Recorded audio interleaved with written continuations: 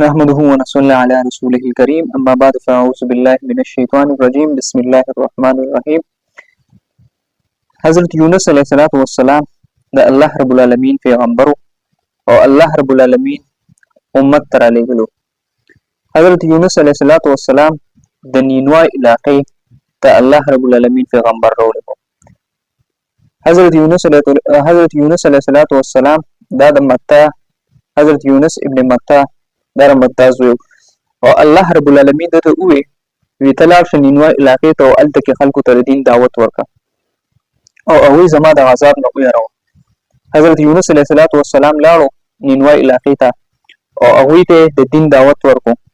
هغوی ته وویل چې تاسو الله یو ومنئ او په الله باندې ایمان راوړئ او ما د الله پیغمبر ومنئ. ګنې الله رب العالمین به په تاسو باندې سخت عذاب راولي.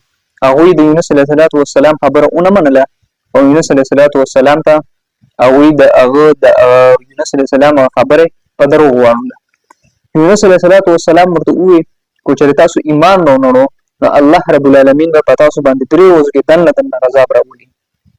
لومبۍ ورځ باندې به تاسو باندې سخته اوریځ راځي او بیا به چې کوم دی تاسو په 2مه ورځ باندې به بیا د ستاسو څښاک د ستاسو اوبه هغه به وینې شي او بیا به په تاسو باندې د چینتخانو باران وي.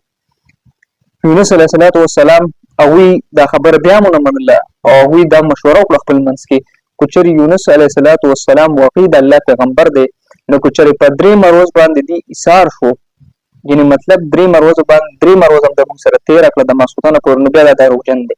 او که چېرې په 3مه ورځ باندې د ماسخوتن کېدو نه مخکې دی ووتو د دې ښار نه د دې علاقې نه نو بیا د خبره صحیح ده. او مقصې وشو چې کله 3مه ورځ شوه یونس علیه السلام ته الله حکم وکړو چې تر دوی نه وځه په دوی عذاب را روان دی. یونس علیه السلام الله رب العالمین د هغه ځای نه اوښکو هغه لاړو او داسې اوریځې رالې په دوی باندې داسې تکې تورې اوریځې چې د دوی د کورونو دا چتونه چې کوم دي نو دا په هغې باندې توک تور شو او دا مکمل د دوی پر کورونو باندې هغه اوریځې راښکته شوې. دوی ډېر زیات ویرېدل. دوی پوه شو چې یاره واقعي دا خو د الله طرفه عذاب را روان دی. یونس علیه السلام واقعي د الله پیغمبر و. دوی ډېر هغه پسې وګرځېدل خو هغه پیدا نه کړو یونس علیه السلام.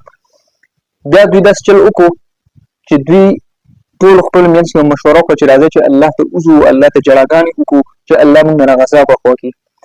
دوی د میندو نه بچي جدا کړل، د څاروو نه بچي جدا کړل او لاړل یو ځنګل ته ووتل او د ځان نه کمبلې ته وکړه، قیمتي کپړې دوی وغورځول ځان نه کمبلې ته وکړې او لاړل یو ځنګل ته ووتل او هلته الله رب العالمین ته دوی جړاګانې او فریادونه شروع کړل. واحد د یونس علیه السلام قوم دی چې د دوی نه الله رب العالمین راغلی عذاب دا واپس خوا کړی دی. الله رب العالمین چې په کوم قوم باندې عذاب راوستی هغه عذاب الله رب العالمین بیا په توبه باندې نرې اخوا کړی. واحد د یونس علیه السلام قوم دی چې په دوی باندې الله رب العالمین راوستی عذاب اخوا کړی دی. ولې چې دوی ډېرې زیاتې جړاګانې او ډېرې زیاتې منتې زارۍ الله ته کړی وي. الله رب العالمین بیا په دوی باندې خپل رحم او کرم وکړو او دوی باندې راوستی عذاب یې ترې اخوا کړو الله رب العالمین. یونس علیه السلام چې کوم دی چې کله لاړو 3 ورځې وشوې. 3 ورځې کې یونس علیه السلام چې ته پته ولګېده چې واقعي زما په امت باندې زما په قوم باندې عذاب رانغی او د هغوی دا قانونو چې کم کس په دروغ ووي او هغوی به بیا غږیر کړو نو هغه کس په وجو. یونس علیه السلام واپس تلیم نه شو د دې وجې نه که اوس واپس ځمه نو دوی ما قتل کوي دوی ما وچي. هغه د خپل قوم نه ډېر زیات ناراضه شو چې یاره ما ورته دروغ هغوی به چې دروغ یې ویلي دي او لاړو د الله رب العالمین د حکم انتظار یې ونه کړو روان شو. کشتۍ ته وختو چې کشتۍ د څنګه وختو او روان شو نو د کشتۍ چې کله د سمندر منځ ته ورسېده یو مضبوطې چاپې پرې کشتۍ باندې راغلی او د هغه وخت دا قانون چې کله به یو غلام د خپل اکا نه راوتښتېدو نو هغه کشتۍ باندې به الله رب العالمین عذاب راوستو او هغه کشتۍ باندې به د سمندر چپې راتلې. نو دوی د سمندر چې کوم د کشتۍ چې کوم مشر و کوم ملاح و هغه اواز وکړو یاره چې تاسو کې کم کس د خپل اکا نه راتښتېدلي د هغه مهربانو کې د دې کشتۍ نه کوشي هغه د سمندر ته وتانګي ځکه چې کوکونو شو دا کشتۍ به په ټولو باندې وړي. ټولو ځان سره سوچ کړو چې څوک راتښتېدلي. یونس علیه السلام پاڅېد ورته وویل زه د خپل اکا د حکم نه راتښتېدلی مو ما د هغه د حکم انتظار نه دی کړی ټول خو دې پېژنده چې دا پیغمبر د یونس علیه السلام دی، ورته ویې نه ویده نه شي کېدی ته کښېنه. حتی تر دې پورې چې قراندازي وشوه، درې پېرو قراندازي وشوه، په دریو ځلو کې د یونس علیه السلام نوم راوختو او بیا دې دې د کښتۍ نه ښکته سمندر ته وغورځو.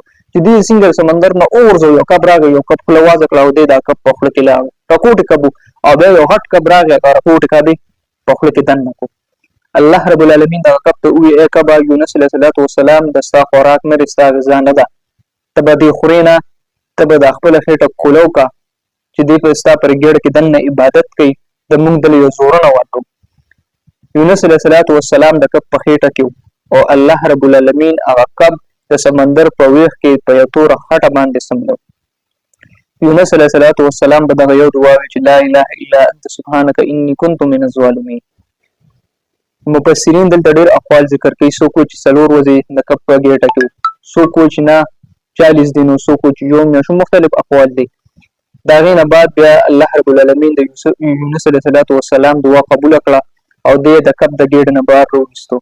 چې کله دې کب د ګېډې نه بهر راوویستلو او د کب د ګېډې نه راووتو، نو بیا پې الله رب العالمین د کدو یو بوټي زرغون کړو، د هغې د لاندې دې کېناستو، وجود ډېر زیات کچه شوی. بیا یو کس را روان و د هغه نینوا علاقې نه ووتې، وویل چې د نینوا علاقې څه حالات دي، ما ته هغه ځای حالات ووایه. هغوی ورته چې هلته خوشحالي ده او هغوی د یو پیغمبر په تلاش کې ګرځي چې د هغه نوم یونس علیه السلام دی او هغوی ټولې ایمانونه راوړي دي د هغه په رب باندې او په هغه باندې. هغه ورته وویل چې ته لاړ شه او هغوی ته ووایه چې یونس علیه السلام دلته موجود دی. هغه د ګړبه چې کوم دی هغه سرونکي هغه لاړ او هغه باچا ته ووایي دا قصه چل دی، یونس علیه السلام پلانکي ځای کې موجود دی. بیا هغوی ټول قوم رالل او یونس علیه السلام یې ډېر زیات استقبال وکړو او د هغه ډېر زیات د هغه عزت دغه وکړو، تکریم وکړو، اکرام یې وکړو او ځان سره بیا بوتو. د هغې نه پس بیا هغوی ډېر زیات د خوشحالۍ او د راحت زندګي تېره کړې ده. زما عزتمندو، د دې واقعې نه موږ ته دا سبق ملاویږي چې هر ځای کې جلدي نه کول پکار، د الله د حکم انتظار کول پکار دی، صبر کول پکار دی. الله رب العالمین دی په دې واقعې کې موږ له او تاسو له د عمل کولو